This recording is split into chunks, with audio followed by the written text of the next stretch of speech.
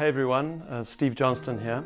I want to share a very personal story in today's video. It's a bit like Monty Python's, and now for something completely different because it's not real estate related, but it's incredibly important. About 7 or 8 years ago, I reached a point in my life where I was feeling incredibly low. I had no energy, I had no zest, I had no enthusiasm. I was sick of everything. I was sick of my family, my marriage, my this, my that. I just was beset by this incredibly deep sense of dissatisfaction. And what set it off, don't laugh at me, was a friend of mine gave me old Ewan McGregor and Charlie Boorman's video series on their motorbike trip around the world, which was called The Long Way Around. And I think I watched every episode like through one night, and there was something about that experience which I was watching them have of being free, of having the wind in their hair, of having no responsibilities and of traveling the world and having adventures that deeply wounded me. It left me with an incredibly intense sense of dissatisfaction with my life. And it sent me into a bit of a spiral. Some people would call it a midlife crisis, and I think that's probably accurate. But it was an incredibly emotional and very, very deep experience, which was very difficult to cope with. And so I can understand men who are renowned for having midlife crises and the way they struggle with a deep sense of dissatisfaction. Well, it was about that time that I was working for a campaign called Unashamedly Ethical. I was heading up that campaign internationally. I was traveling all over the world and speaking, and I was working together with the founder of that campaign. His name is Graham Power, and from time to time Graham and I would go and do speaking engagements together. Well, we were invited to go and speak at an event in Wellington, a small town in South Africa, and there were a couple of other speakers that day, and I was just at the lowest low place. I was dragging myself into each day. And we were sitting in this little church, in fact, where they hosted this meeting, and there were a couple of other speakers. And before Graham and I got up to speak, there was another guy who was an NG Kerk dominee, and if you're not a South African, that's a very conservative Afrikaans Reformed minister, who was droning on about whatever he was speaking about. And I remember sitting there, I was leaning on my hand like this, just feeling low. And when I feel depressed, I get tired. And maybe you relate to that. I was feeling incredibly weary and tired and just no energy. And I'm sitting there listening to this guy droning on. And I actually fell asleep on my hand, which is a little bit embarrassing if you're one of the guest speakers and you're sitting in the front row and everyone's kind of watching. And I I don't actually know how long I slept for, but all I know was, as I was sleeping, at some point, I gave it one of these. I slipped off my hand and I woke up with a start. And when I woke up, I was listening to this guy speak, and it was like he had been transformed from, Clark Kent. He'd gone into the telephone booth and he'd come out and he was like Superman. He was absolutely captivating when I woke up. And here's what he was saying. He was talking about a phase in his life several years before where he had been feeling what I was feeling. He had been feeling depressed. In fact, he was suicidal at the time. He had a lovely wife, a great marriage, great kids. He had a great ministry. He was very successful in everything he was giving himself to. And yet he felt like he was a complete failure. He felt miserable. And he said he was in a dentist's office once, just paging through a magazine because he had nothing else to do, no energy. And he came across the book review section of this magazine, and it was a book entitled Why Men Have Midlife Crises. And he said he kind of felt the Lord say to him, buy that book. It's going to help you. So he thought, well, so he ordered the book. He got it, or he went and bought it. And he started reading it. And he said when he got to chapter, whatever it was, chapter 7, the title of that chapter and the content of what that chapter was on, it was like someone had shone a light and put their finger on the problem he was having. And the chapter was on loneliness. And as he said that, I'm sitting in this little church in Wellington, sick of life, on my hand, and he says, loneliness. And then he told the story of how he had proactively sought out to build intentional friendships again. And he spoke about how as we grow up, when we're at school, we got fantastic friendships. We spend all our time with our friends at school, don't we? When you go to university, it's the same. You live with your friends, you're in a digs or you're in res, and you spend every day. The first thing you do is you call your mates, you come out of class, you get together with your mates, you do something in the evenings together, you do something on weekends together, you just spend your lives in each other's pockets. What happens then is you get married, you get a job, you start having kids, and suddenly you wake up sort of 15 years later, you've turned 40, and you don't have any friends anymore. There's lots of people around on the periphery, but truth be told, there's nobody who really knows you. There's nobody who knows what you're struggling with. There's nobody who knows what you're scared of, what you're excited about. There's nobody who knows the plans that you have, the dreams that you want to share, the experiences that you want to have, and you feel lonely. Now I'm sitting there, I'm listening to this guy saying this, and it was like the same light that had shone on him was shining on me, and the same finger that had pointed out his problem was pointing out to me my problem. I was lonely. I was lonely. Who would have thought that that was what was driving this discontent with my family and my life and my career and my calling and my gifts and my all this stuff? Actually, no. Just cut away the clutter. Don't let the confusion get you pointing fingers at your wife or your husband or your children or your career. No, that's not the problem. The problem is you're lonely. You don't have friends. Now, fortuitously, in fact, I would use the word providentially, Graham, my chairman, had been for several months pestering me about starting a group called a forum. Graham had said to me, you need to be in a forum. Stephen, you've got to be in a forum. Have you got yourself in a forum? And he was just bugging me all the time. And I would just blow him off. And I'm sitting there in this little church, and it just all made sense to me. And I said, okay, I actually need to get a group of guys around me that we meet regularly. And Graham's been talking to me about this whole concept of a forum. It sounds like it could work for what I'm needing. What I'm going to do is I'm going to get together a group of guys and I'm going to pitch this idea to them. So I got someone to help me who understood how forums work, and I called about 6 or 8 of my sort of peripheral friends together, and they all gathered in my house. A bit skeptical, actually. I'd sent them an email saying, there's this whole idea of a forum, and they weren't quite sure what to expect. They came a bit skeptical, and this friend of mine, Dion, gave this presentation on forum. And at the end of that evening, whatever it was, 6 or 8 of them looked me in the eyes and said, this is exactly what I've been looking for. It's like you've put your finger on something I've been feeling. I've been feeling lonely, isolated, without deep male friendships. And so we began to meet. And I can tell you this, so this is like 7 years later, my forum still meets. Obviously, we've had 1 or 2 people leave, and I have developed deep, meaningful friendships with like-minded men who know exactly what's going on in my life.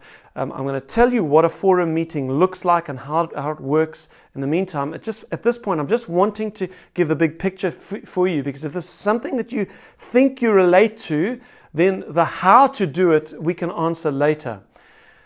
What happened was I started running this forum, and within a year, our wives, or the wives of the guys in this forum, had started hearing about the impact this was making on our lives. We were feeling connected. We were feeling happier. We were feeling like there were guys who knew what was happening in each other's lives. We were spending time socially together now as well. It really made a dramatic impact on my life and on the lives of the guys in the forum. So our wives were hearing this, and we had our end of year kind of dinner, and all the wives were saying to me at that dinner, can't we do the same? Come on, help us form one of these groups as well. So that's what we did. My wife then led a group of the other wives into forming a forum. That forum still meets today, 6 or 7 years later. What happened then was a few of their friends started asking. The other ladies were speaking to their friends at the school, etc. Before I knew it, I was getting requests, hey, there's a bunch of other people that are also like a forum. So we had an evening at our house. We had 60 or 80 people crammed into our little living room. And I explained what I'm explaining to you today. And about, I think it was like 40 or 50 of them stuck their hands up and said, I want to be in one of those. I'm also feeling this disconnect, lonely thing. Are you feeling like that? Could it be? Don't just ask yourself that question in a fresh way. Could it be that you are feeling lonely? That there is a connection, deep personal friendships that you don't have like you used to have. You've got lots of colleagues, lots of people maybe that you socialize with, but is there a group of people who really know what you're going through, what you're struggling with, what you're excited about, what your dreams, what your plans are, and that they can help you and counsel you, and if you're a Christian, pray with you through those things? So part of the problem with finding relationships like this, some of us are in small groups with our wives, Bible studies, things of that nature. The problem with a cell group type environment where you meet with husbands and wives is that you won't share the deeper stuff, what's going on in your life, in front of other guys or other girls and their husbands or wives. The home group type environment is not conducive for building deep male to male or female to female friendships. That has to take place in another environment. And that's something that many people don't have. So could that be you? Now, if it is, I can explain how a forum works. Below this video, there's going to be a little list or a PDF or something that you can download with the very simple format for how forum works. Let me run through it with you now. A forum group meets once a month. It is a closed group, so it's a group of people that commit. Ideal size is about 6 or 7 people. You all commit to a long-term, at least a 12-month, faithful attendance of the meetings and commitment to the group. You can't have people jumping in, jumping out, because what we're looking for is continuity of being invested in each other's lives and knowing what's going on and understanding the backdrop to where you are now. Now that takes walking a road together, doesn't it? So it's a commitment, a group forms, you meet once a month. Everything that is spoken about at that meeting is completely confidential. We don't even tell our wives what the other guys are sharing, and our wives know that about the meeting, and they respect that, just as I respect that about my wife's forum. I don't ask her to tell me what the other ladies are telling them. It's a safe environment and it's healthy, so it's confidential, and that commitment must be made by everyone in advance. Huge commitment to making the meetings. I know some forums where even if guys are overseas, they will fly back for the forum meeting. Why is that important? Because if you're only making 6 or 8 out of the 12 meetings in the year, you are not in touch with the continuity of the members of the group. So you've got to make that commitment. The way to do that is you have a scheduled, pre-scheduled appointment for the next 12 months. So we meet on the 3rd Thursday of every month, and we all know it's there. If you can't make the meeting, it's your responsibility to contact the rest of the group and to reschedule that meeting. So commitment to the meetings. The way the evening works is each member gets a chance to do a check-in. What's a check-in? I tell the rest of the group what's the best thing that's happened and what's the worst thing that's happened in the 4 major areas of my life in the last 30 days, since the last meeting. So what's the best and the worst thing that's happened in my spiritual life? What's the best and the worst thing that's happened in my family life? What's the best and the worst thing that's happened in my personal life? And what's the best and the worst thing that's happened in my business life? So spiritual, family, personal, business. Those are the 4 areas you go through. Then the 5th one is looking forward now, the next 30 days before the next meeting. What are the 2 things, firstly, that I am looking forward to most? What's that thing? And what's the thing I'm dreading the most in the next 30 days? Okay, it is amazing. If you just go through those 5 areas, best and worst, spiritual, family, personal, business, and then best and worst for the next 30 days, it's incredible how that covers just about everything important in your life. So how long do they get?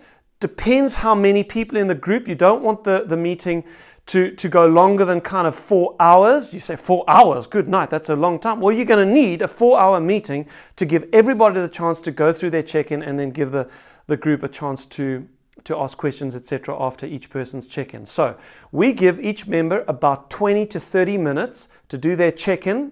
No one interrupts during a check-in. golden rule, because everything's going to get derailed. You let the person speak, you make a note of questions or comments or things you want to hold them accountable to, or pieces of encouragement you like to give them, or some advice you want to give them. All that stuff must get zipped and written down, and then at the end of the person's check-in, everybody can ask their clarifying questions, give their advice, etc. And then in our group, we then close in prayer. So then the group then prays for the guy who's just checked in. Now I'm done, then we move on to the next guy, and that's what the evening looks like. It does help to have a forum facilitator, someone who's kind of leading the group and committing to making sure that everyone's going to be at the next meeting and dates and all that kind of logistical stuff. And in fact, we cycle the group facilitator every year. One of the other guys takes on that role. Okay, last thing I will say is that once a year we have a forum retreat. So you go away as a group of guys, and there you can work through some kind of book together or a DVD series, or just have a topic of discussion, and we go to a little beach house somewhere and we just spend the weekend together. I can't express in words how much this has affected my life. We've got 6 or 8 forums now meeting in Cape Town because of that evening 6 or 7 years ago, and every one of the 40 or 50 people that this has impacted are saying that this thing has helped them to build deep, meaningful friendships in a world in which we are very, very busy. And the key to it is that the meetings are scheduled, they're in the diary, and it's not just chit-chat. There's a structure to the meeting that enforces open and honest conversation. One last thought does spring to mind. First of all, let me address the women. Some ladies are tempted to say, yes, I can understand how that's good for men. Men don't really talk. We as women talk all the time. Whenever we're with each other, we're chatting. I would just ask you to take a deep breath and ask yourself, when you are chatting, is the discussion as focused as what's the best and the worst thing that's happening in your spiritual life right now, in your family life right now, in your personal life, in your business life? What are the things that you're most dreading and most looking forward to in the next 30 days? Is it that focused? Or you might just find it's loose. It's not focused. See, that structure is put in place to help you build meaningful, deep friendships. I can tell you this, once I was in a forum, it was not long that I felt that there was a group of guys who loved me, who cared for me, who knew what was going on in my life, and all of the dissatisfaction I was feeling in these other areas, pointing this one I'm dissatisfied, all that just evaporated. And I felt a sense of satisfaction with life again. The amazing thing is when you've got good, close friendships, and your friends are loving you and you're loving them, you're giving back into their lives, all of the stuff we feel so dissatisfied about actually is shown for what it is. It's just a mist. It's not really what we're dissatisfied about. There's many things that good friendship can handle. Good friendships can solve dissatisfaction that you don't have more money. They can solve dissatisfaction with a marriage, or dissatisfaction with your kids' behavior, or dissatisfaction with your career. It's amazing how just feeling like you are loved and that there's a group of friends who you're walking through life with that makes all those things more manageable. Yes, there's still problems, but it's far more easy to deal with them. Okay, I want to encourage you, think about starting a forum. If there's some people that you have in mind that you'd like to invite to do that, why don't you get them around to your house and play this video to them, and then switch the video off and discuss it. The model is very simple. Meet once a month, go through the check-in procedure, everyone gets a turn, and watch what will happen to your life. So, bless you. Let me know if there's any help you need, any questions you have. I'm here to help. Cheers.